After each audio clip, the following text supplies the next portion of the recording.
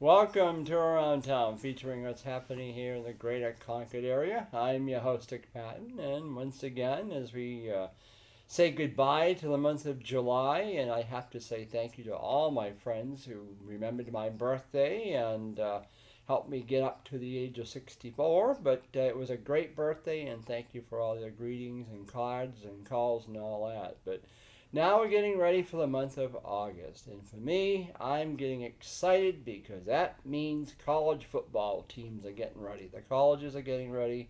Yes, pros are too, but my favorite team, the Wolverines, and I'm ready for Ann Arbor in September. But today, I'm happily to introduce my guest, Keith Howard, who is the director executive and the director. director for Liberty House, which is a nice home for homeless veterans, and it's in Manchester. But we in the Grange here in New Hampshire, especially Concord Grange, we're very involved with them. It's a project that we took on back several years ago, and I'm very happy with it. And I know the gents down there, I don't know if you've got ladies or not, but I know the guys, I know we try to remember them on every special occasion.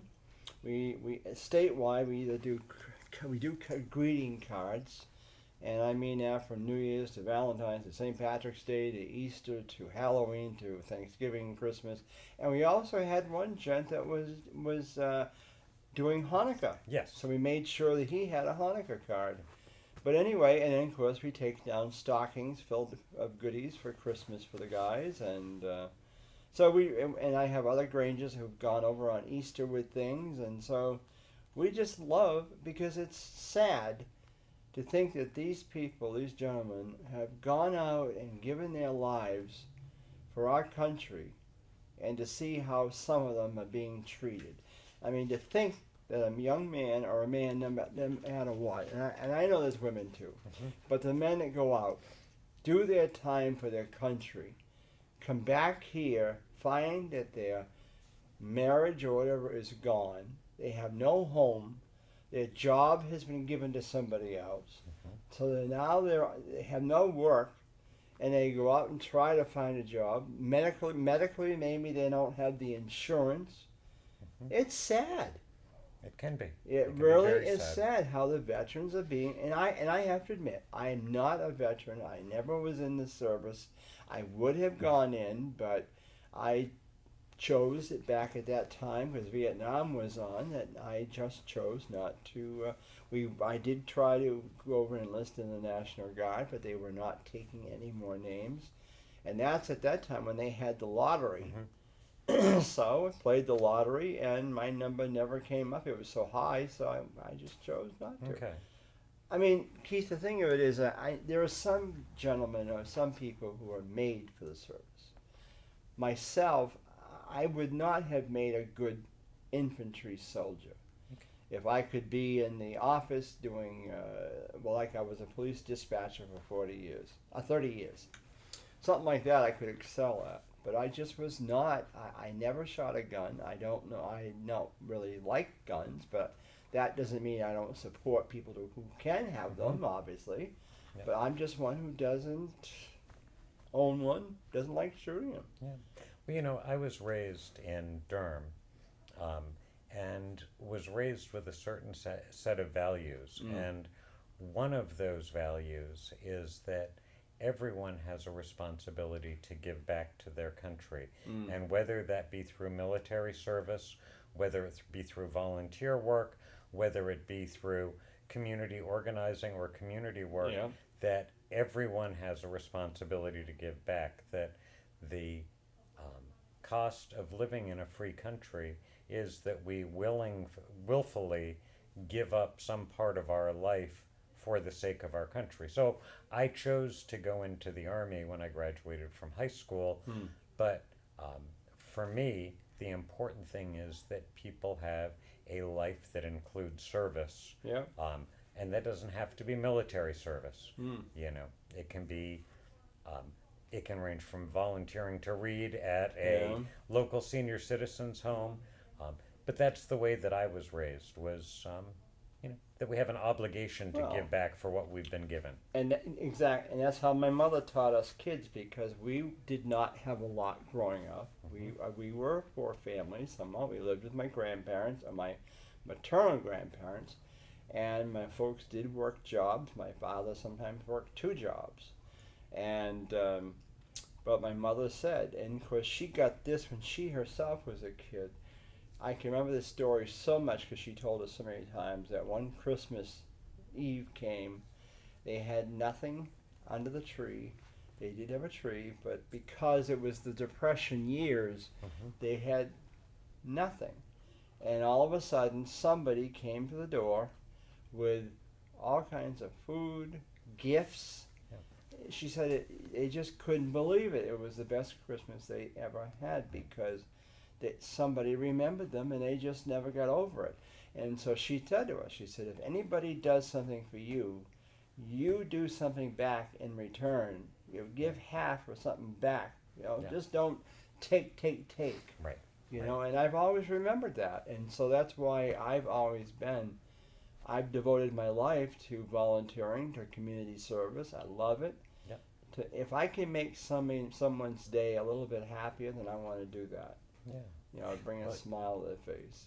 You brought up the notion of vets not being taken care of, and you can certainly make that case, but at Liberty House, our focus is absolutely on what can we do to help people get back into the mainstream instead of what resources can we help them live off of. And leaving politics aside, I think it's important for people to do as much as they can with what they've been given. And so our goal is that people get back to work, that people be moving on. We're a transitional house, so the folks who are with us are only with us for 3 to 6 months so that they can, many of them are folks who have just gotten out of prison or people who are struggling with drug and alcohol issues.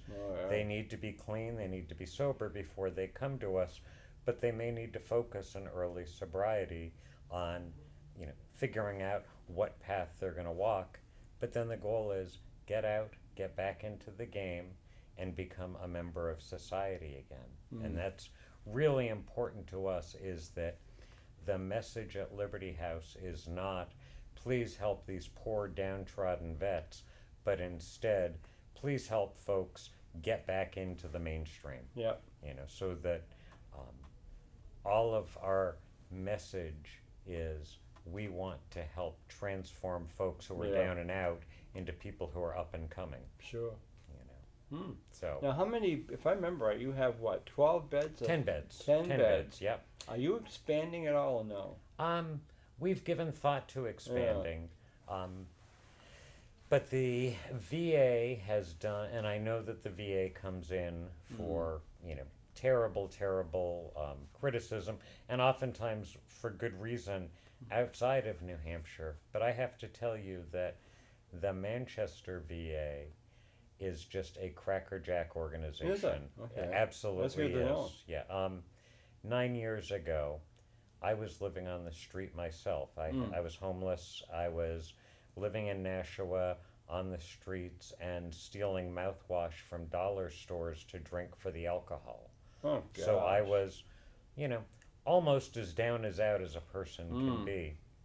I was suicidal and in a moment of clarity got a ride to the VA in Manchester, walked in and said to the nurse behind the counter, "Hi, my name's Keith Howard and I don't really want to be alive anymore." And at that minute, Dick, all of the resources of the United States government were brought to bear to help me recover my life. And so first I was sent to White River Junction. There's a full VA hospital there where I was detoxed off of alcohol. I was introduced to a program of recovery, which is still real central to my life. And ever since then, I have received most of my medical care at the VA. It has been top-notch. The doctors have been the best doctors in terms of developing relationships and knowing me as a person. that I've ever had in my life. So I know that there are major problems with the VA, that there needs to be reform. But I also think it's important to say that at least for this one veteran, the VA saved my life and has continued to help me keep my life. Which So, conflict were you in, Cap? I was not. I was in. Oh. I graduated high school in 1976. I was in from 1976 to 1980, so Oh, okay. 4 years Oh, in the okay. Army. So you didn't get sent into. No, The Middle East, no. I was stationed over in Europe, and the Russians were afraid to attack because of me. I'm sure, yes. Yes. I'm sure. So I kept the Russians at bay for 4 years. Well, aren't so- you good? You're such a good boy. Yeah. Yeah. Well, you know, it's funny during, not funny, but with this campaign season going on, all of a sudden the veteran issues have come up. Yeah. Of course, 3 years ago, for the last 3 years, you didn't hear much about it. But now all of a sudden it's central. And it should have been central all along, but now it's just, now it's a campaign season, that's a big deal. Yes, and But that is a shame. it is, Um, because, you know, it shouldn't be on the back burner for the next 3 years after the elections are done and all that. I don't know. All I know is this year, this process has really sickened me because, you know, it shouldn't be something as an afterthought. It should be right front and center. Well, You know? And Liberty House has been very lucky this year. We made some very hard choices just about a year ago. Are you familiar with a concept called housing first? I think so. I think I've heard Okay, about well, that. in case the viewers at home aren't, let me just explain it briefly. Yeah. Okay, and here I'm going to try to stay out of the weeds in talking about housing policy. Yeah. But up until last year, Liberty House had applied for and received about 15% of our funding from HUD, Housing and Urban Development. Yeah. And then HUD embraced a philosophy which is called Housing First. And one of the basic tenets of Housing First is that people living in HUD housing need to be allowed to continue to use drugs and alcohol, with the notion that if somebody's on the street, you get them into housing first, and Yeah. then they will decide on their own that Yeah. it's time for them to quit using. Well, that goes against our core philosophy, which is that you can't move forward if you're messed up. Yeah. And so a year ago, I went to our board of directors and proposed that we step away from HUD funding rather than change what we were doing. Yeah. And they said, "Are you crazy? We can't give up 15% of our funding." And I said, "No, we absolutely have to, or else we'll cease to be worth being." Yeah. And said that I would take a 50% pay cut until Wow. we had made up the money that we were leaving on the table from HUD. So back in January, we, as of January 1st, stopped accepting HUD money, wrote an editorial that was in the Union Leader, or an op-ed that was in the Union Leader, explaining what we had done and why. And then that was picked up by a Boston TV station, New Hampshire Public Radio, and all of a sudden people from around the country heard about it and were supporting Liberty House financially. Good. Just today, I had one in a series of conversations with a fella in Milwaukee who's put together a consortium of wealthy folks that has $17 million. They are starting up a fantasy sports site where all of the profits, 100%, will go to charity, and they've chosen Liberty House to be one of the first organizations that they support. Good. And so we have been really lucky in that we stepped away from federal funding completely and don't get any state or local funding either. We are 100% supported by donations from groups like the Grange, from individuals, from American Legions and churches all over the place. And it's really nice to know that it is free will offerings that Yeah. keep us going instead of the enforced charity of taxation. Well, I know I was very happy because it was Representative Baldessaro who suggested Liberty House as a project for us. Ah, Yeah. okay. Well, I've been in the legislature now 3 terms, and I'm going for my 4th one. And in the Grange, I was asked to come back on and be the community service chairman for the state. Mm-hmm. There was a lady who was doing both that and what they call family activities. And going back further, I was the first National Grange Community Service Director back in 1998, and I wrote the first national program. Mm. But because of my work and traveling and stuff, I couldn't do it, so I had to give it up. But I've still maintained my community service, and so she asked the president of the state Grange at that time, could Dick Patten come back and take this on, because I don't have the time or the energy. So he called me, and I said, yeah, I'll do it for you. I would come back, and so that's how it started. And I said to Al one day, because he was always talking about the veterans, I said, do you know of because I knew about the VA that. I know about White River Junction.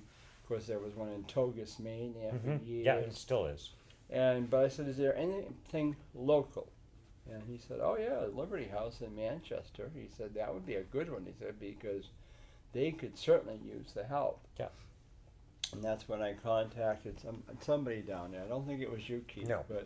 And told them that we would like to do something.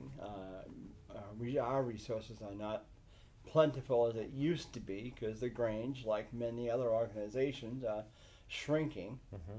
You know, today's people, for some reason, just are not into joining a fraternal organization or volunteering either. They'll come to something, but they don't want to be obligated to take an office or whatever. But they have really done well with this project with us, and it has meant a lot to the vets who are living at Liberty House to get those reminders that they're not forgotten. And it was particularly thoughtful of you folks to recognize that we had a Jewish vet last Christmas time, or last holidays time, and to recognize him with Hanukkah greetings. So is he still there? No, he's living up in the Lakes region, working full time, paying his own way, doing everything he should be doing. Because I couldn't remember during Easter or Passover if they were still there. He had just left right before Passover. Okay, so that's good. Yeah. Because I know there's another one coming up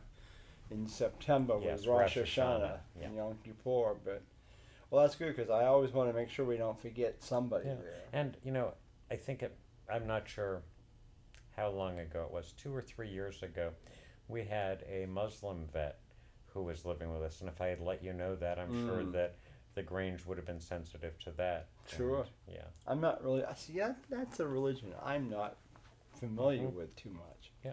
Well, I hear about it. This was a fella who was born in northern Somalia, left the country, came to the United States, became a citizen, and then joined the army in order to be a translator for the United States Army, because he grew up speaking Arabic. Sure. And so risked his life there, and then came back here. I guess he came back here 2008, 2009, and discovered that even though he was a veteran, that there were people who would say, "Oh, you're Arab, you're a Muslim, therefore you're dangerous," and he had risked his life for you and for me in combat. So it troubles me. I know this is not a political show per se, but it does trouble me when people paint with such a broad brush. Oh, I know. That Muslims are dangerous. There are all kinds of dangerous people in the world. There There are all kinds of good people in the world. That's right. So. That's right. I mean, like I said, I should try to learn more about that religion. I just never really had. Yeah. I mean, I know the Catholic Protestants and all that, the Jewish, Yeah. but I don't really know much about what the Muslims do. I know they had their month of Ramadan, Ramadan, yeah. Well, but and I think they have another time coming up too that it's sacred to them. But anyway, but that's good to know. Let us know. Yeah. Obviously, let us know. And of course, it's early yet, but still, when it comes time for Christmas, if you've got someone that's not Christian or whatever, and Yeah. doesn't do Christmas, but does then we'll be something sure to else, let you know. yeah, Yeah. and Now- like I said, yeah, and if what else can what else is like on your wish list that maybe other groups are listening that could maybe help you out with down there? You know, I do want to talk about that, but I just want to jump back for a second to Representative Baldessaro. Oh yeah. Yeah, no. Oh. Okay, no, nothing bad. No. Mr. Trump, had a fundraiser for veterans Yes, right I heard before that the one. Yeah. Iowa caucuses and raised a significant amount of money. And Representative Baldessaro, who has been an advisor to Mr. Trump on veterans issues and was either the chair of the New Hampshire Trump campaign or certainly was very actively involved, put forward Liberty House's name to be a recipient of some of that money that was raised out in Iowa. So I just want to be very thankful to Representative Baldessaro for that. We did receive a contribution of $100,000, Boy. which we immediately put into our long-term savings capital fund drive. You'd asked about expansion earlier. We've now got significant seed money for that we didn't have before. But I do just want to give recognition to Representative Baldessaro, particularly where he's under a certain amount of heat right now. Oh yes. Yeah, he is. Yeah. So now. Now, with you getting that kind of a gift, though, Keith, is that going to hurt you in the months of the time to come? Because if you're looking for money, they could say, "Well, gee, you got it. What do you want? You already got that big gift." I mean, is that something that's could hurt you? That's always going to be a consideration. And that's why I wanted to be the one to get. I always like to be the first one to bring it up because otherwise it seems like, wait a second, this is shady. Yeah. We did receive that money, and immediately I put every single penny into our development account because further down the road we will want to expand. Or right now we're living in we're living in property that is held in trust. We pay $1 a year rent for it, but at some point we'll want to have our own building. Sure. And that's what that money is going for, because if we used it operationally, like for day-to-day expenses, we would have nothing to show for such a large gift. Oh yeah, sure. And I'll also say that significantly more than half of what we receive from individuals is in-kind donations, meaning people bringing by food donations, bringing by clothing, because in addition to providing housing for the 10 vets who live there, we also feed between 100 and 125 people a week who come to us from the streets, not just vets, but anybody who comes to our door. We will be more than happy to give a bag or two of groceries to. And so we've got folks who are living down by the river in tents, people who are living in cars, people who are just sleeping wherever they can, who come to us for food. Yeah. And we also provide clothing for anybody who comes to us. That's good, though. So just as this is not a political show, I know it's not a religious show, but just this morning I had a group of, now you're Catholic, so a group of incoming 7th grade kids who were going through, would that be like pre-confirmation classes? Oh, yeah, it could be confirmation, yeah. Yeah, so who came to Liberty House to learn about Liberty House. And I was talking with them about what Jesus said in the 25th chapter of Matthew when he was talking to his disciples and said to them, "Hey, you guys, thank you so much for feeding me when I was hungry, and for visiting me in prison, and for clothing me when I was naked. And they said, Lord, what are you talking about? You were Yeah. never in prison. You were never naked. You were never hungry. And he said, when you did these things for the least of these, Yeah. you did them for me. And so the clothing and the food that we get in go out to the least of these. Mm. And the people that manage that whole process are the vets who are living with us. So Sure. while they're focusing on their sobriety, on getting jobs, Mm. on getting their lives back, they're immediately giving back to people who are in more need. Sure. Sure. So, Hmm. so you asked what it is that people can do. Yeah. Well, food, clothing donations, always appreciated. Well, that's good. You know, fundraising groups can do all kinds of things. Oh, yes. You know, we've got a road race that the Greater Dairy Track Club puts on, a 5K and 10K every 4th of July. Really? Then this month, Rolling Thunder Motorcycle Club every August puts on a motorcycle rally for us. Good. In November, there's a Veterans Day breakfast for Liberty House that raises a significant portion of our Good. budget. Now, do you know how it is that Liberty House got started? No, and we don't have a lot of time left. Okay. But yeah, I was going to ask that question earlier, but how did it get started? We can just give a Okay, quick I'll be one. real quick. Back in the 1930s, a kid by the name of Harold Paxosa grew up in the house at 75 West Baker Street. He and his sister played around, you know, were just kids there. World War II came, he enlisted, he died Oh. in a troop ship bound for England. His sister held on to his memory. Hmm. She inherited their parents' house, and when she died, she left the house in trust to be used for helping veterans in need. That's good. And so that's where nice. the seed of Liberty House came from, was by the death of Harold Paxosa, Hmm. 60 years before. Wow. Interesting. Yeah. Good. Well, we are coming to a close around town. It's been really a pleasure having you come on, Keith, and I intend to have you come on some more. At Absolutely. times, As you can tell, I can't shut up, so I'll Oh, be glad. I'm same thing. I'm same thing. As my director over there could vouch for it. I have a big mouth. I know that. Not as big as maybe Baldessaro, but Okay. Again, thanks to Representative Baldessaro. Yeah, I know. yeah, he is. Anyhow, but with that in mind, if you have any questions, give Keith a call down at Liberty House. At and- 603-361-6266. Or you can email me at keith@libertyhousenh.org. There you go. So with that in mind, thanks to my super director over there, Ian Marx, and we'll be back with you next week as we continue on with some more political candidates and getting ready for the big September primary.